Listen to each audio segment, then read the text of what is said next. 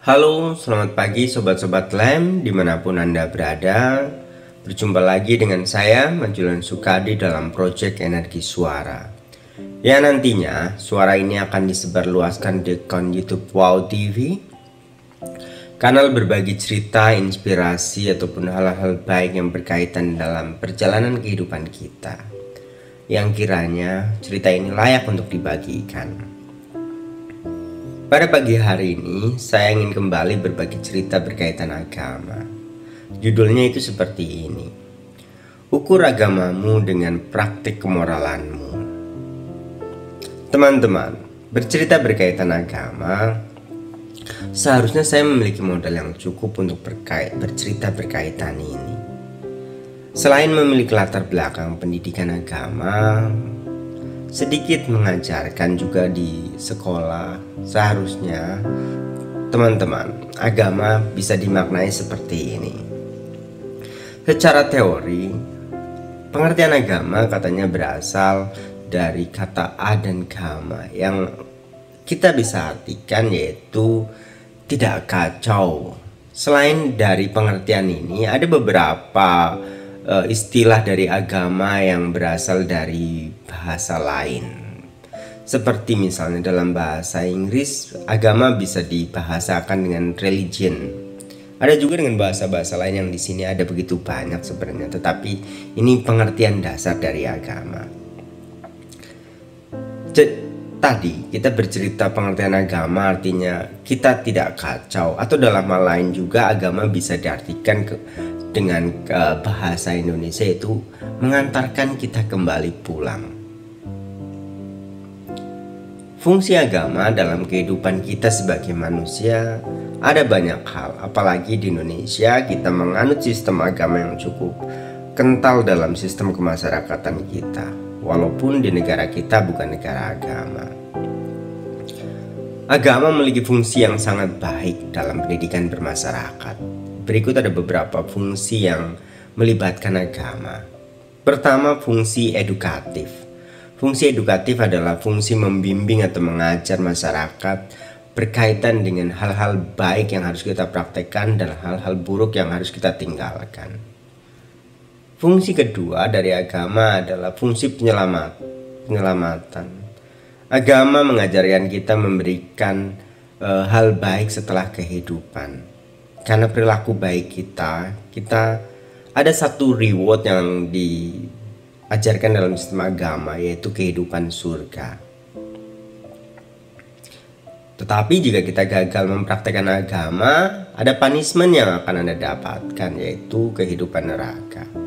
Dan hal-hal lain seperti fungsi agama, yaitu pengawasan sosial, memupuk persaudaraan, dan sistem transformatif, mengantarkan kehidupan masyarakat dari masyarakat lama ke masyarakat yang baru, kehidupan yang buruk ke kehidupan yang baik. Teman-teman, dalam poin cerita saya ketika kita berbicara berkaitan ukur agamamu dengan praktek kemoralanmu, dalam sistem agama saya ada 5 basic aturan moralitas yang harus kita praktekkan untuk menjadikan kita sebagai standar manusia yang baik. Saya ulangi, ada 5 aturan kemoralan dasar yang mungkin dalam bahasa yang sederhana, yaitu jika kita mempraktekkan 5 aturan dasar ini, paling tidak kita bisa mendapatkan standar manusia baik itu seperti ini. Dan manfaatnya juga sudah sangat cukup. 5 aturan dasar yang ingin saya ceritakan ke teman-teman yaitu berkaitan seperti ini. Ini dalam bahasa singkatnya, yaitu pertama, 5 aturan dasar yang kita manusia praktekkan adalah seperti ini. Ini sifatnya universal.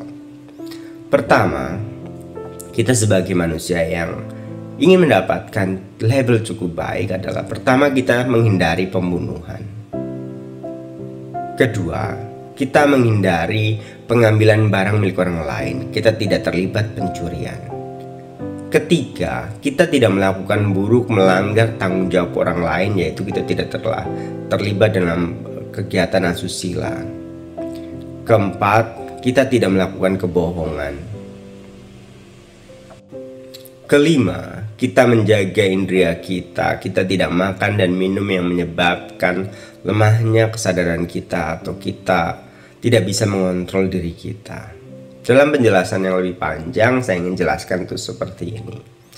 Praktek kemoralan dasar yang harus kita lakukan untuk mengukur tingkat agama kita. Pertama, kita tidak melakukan pembunuhan.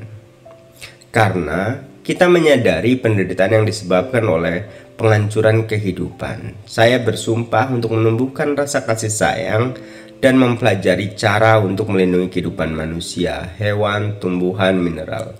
Saya bertekad untuk tidak membunuh, tidak membiarkan orang lain membunuh, dan tidak membenarkan tindakan pembunuhan apapun di dunia. Dalam pemikiran saya, dalam cara hidup saya. Itulah kemoralan pertama yang harus dimiliki kita, yang kita harus miliki dalam kaitannya sebagai manusia. Yang kedua, praktek kemoralannya yang menjadikan kita manusia yang jauh lebih baik. Saya menyadari penderitaan yang disebabkan oleh eksploitasi, ketidakadilan sosial, pencurian, penindasan. Saya bersumpah untuk menumbuhkan kasih sayang dan mempelajari cara-cara untuk bekerja demi kesejahteraan manusia, hewan, tumbuhan, dan mineral. Saya bersumpah untuk mempraktekkan kemurahan hati dalam berbagai waktu, tenaga, dan sumber daya materi saya dengan mereka yang benar-benar membutuhkan. Saya bertekad untuk tidak mencuri, tidak mengambil milik orang lain yang memang seharusnya bukan milik saya. Saya akan mencegah orang lain untuk mengambil untung dari penderitaan manusia ataupun orang lain yang bukan haknya. Inilah praktek kedua, yaitu kita tidak terlibat dalam pencurian. Dalam praktek ketiga, saya menyadari penderitaan yang disebabkan oleh pelecehan seksual. Saya bersumpah untuk menumbuhkan rasa tanggung jawab dan mempelajari cara-cara untuk melindungi keselamatan, integritas individu, pasangan, keluarga, dan masyarakat. Saya bertekad untuk tidak terlibat dalam hubungan seksual tanpa cinta dan komitmen jangka panjang. Untuk menjaga kebahagiaan diri sendiri dan orang lain, saya bertekad untuk menghormati komitmen saya dan komitmen orang lain. Saya akan melakukan segala daya untuk melindungi anak-anak dari pelecehan seksual dan mencegah pasangan dan keluarga hancur karena pelecehan seksual. Itulah bentuk pelatihan yang ketiga. Bentuk praktek pelatihan yang keempat berkaitan kebohongan atau ucapan bohong. Saya menyadari penderitaan yang disebabkan oleh ucapan yang tidak penuh perhatian, ketidakmampuan untuk mendengarkan orang lain. Saya bersumpah untuk mengembangkan ucapan yang penuh kasih sayang dan mendengarkan dengan sesama untuk membawa kegembiraan dan kebahagiaan kepada orang lain dan meringankan penderitaan orang lain. Mengetahui bahwa kata-kata dapat menciptakan kebahagiaan dan penderitaan. Saya bersumpah untuk belajar berbicara dengan jujur, dengan kata-kata yang menginspirasi, kepercayaan diri, kegembiraan, dan harapan. Saya bertekad untuk tidak menyebarkan berita-berita yang tidak benar, yang tidak tahu kepastiannya, tidak mengkritik ataupun hal-hal yang tidak saya yakini. Saya menahan diri dari ucapan kata-kata yang menyebabkan perpecahan dan perselisihan, atau yang dapat menyebabkan keluarga atau komunitas hancur. Saya akan melakukan segala upaya untuk mendamaikan dan menyelesaikan semua konflik betapapun kecilnya. Itulah praktek keempat yang berkaitan kita tidak boleh berbohong. Praktek kelima yang berkaitan mengkonsumsi makanan. Saya menyadari penderitaan yang disebabkan oleh konsumsi makanan yang tidak benar. Saya bersumpah untuk menumbuhkan kesehatan yang baik, baik fisik maupun mental. Untuk diri saya, untuk keluarga saya, untuk masyarakat saya, dengan mempraktekkan makan, minum, dan mengkonsumsi hal-hal dengan penuh kesadaran.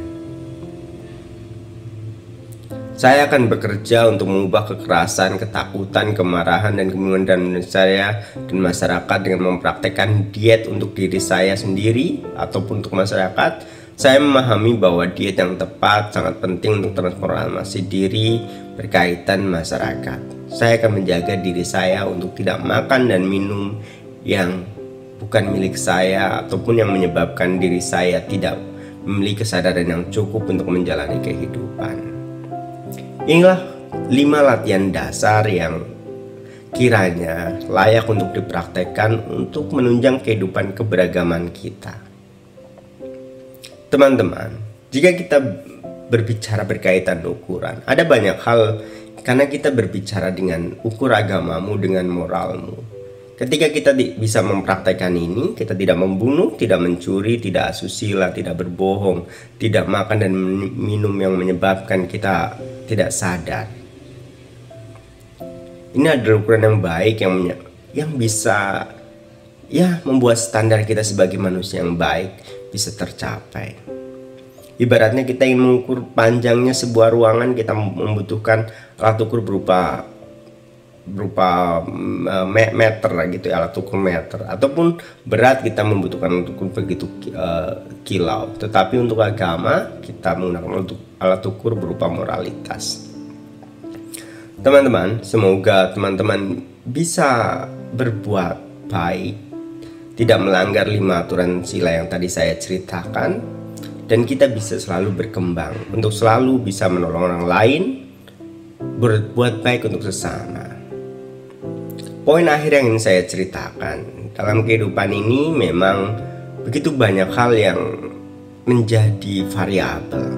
Tetapi teman-teman, ketika teman-teman bisa mempraktekkan 5 latihan dasar ini, kiranya teman-teman sudah cukup berhasil dalam mempraktekkan kehidupan beragama. Akhir kata, saya ingin tutup dengan salam terima kasih dan sampai bertemu kembali. Salam.